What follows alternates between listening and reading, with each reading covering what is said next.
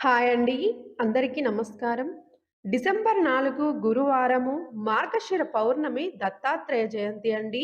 ఈరోజు మార్గశిర గురువారాల వ్రతాన్ని కూడా చేస్తారు. దత్తాత్రేయ స్వామికి ఇష్టమైన వారం గురువారం. గురువారమే దత్తాత్రేయ జయంతి వచ్చిందండి. చాలా విశేషమైన రోజు ఈరోజు. ఈరోజు మార్గశిర గురువారాల వ్రతం, మార్గశిర పౌర్ణమి, దత్తాత్రేయ జయంతి. ఈ మార్గశిర పౌర్ణమినే కొర్రల పౌర్ణమి అంటారు. ఇన్ని విశిష్టతలు కలిగిన రోజు మీ ఇంట్లో పూజ చేయడం మాత్రం అస్సలు మిస్ చేసుకోకండి.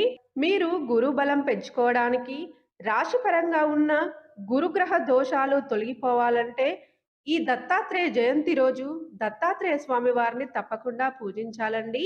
మీ ఇంట్లో పూజా మందిరంలో దత్తాత్రేయ స్వామి వారి ఫోటో లేదా విగ్రహానికి గంధం కుంకుమ బొట్లు పెట్టి పువ్వులతో అలంకరించాలి.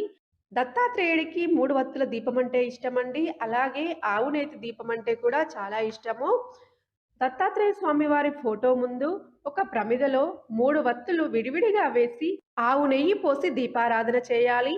మీ ఇంట్లో దత్తాత్రేయ స్వామి వారి ఫోటో లేకుంటే శివుడి ఫోటో గాని, విష్ణువు యొక్క ఫోటో గాని పెట్టుకొని 3 వత్తుల దీపం వెలిగించాలండి.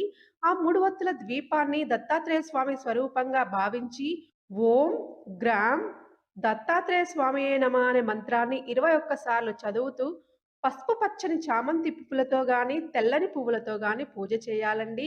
ఈరోజు తప్పకుండా ఓం దత్తాత్రేయ స్వామియే నమః, శ్రీ దత్త శరణం మమ అనే మంత్రాలను తప్పకుండా చదువుకోవాలండి.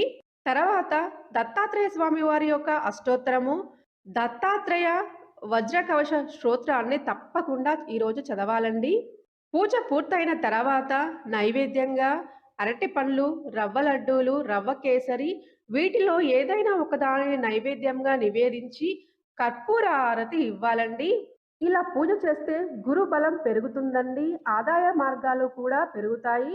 మీకేమన్నా గురుగ్రహ దోషాలున్నా తొలగిపోతాయండి. ఇలా పూజ చేయడం వల్ల దత్తాత్రేయ స్వామి వారి యొక్క అనుగ్రహం అయితే తప్పకుండా కలుగుతుందండి.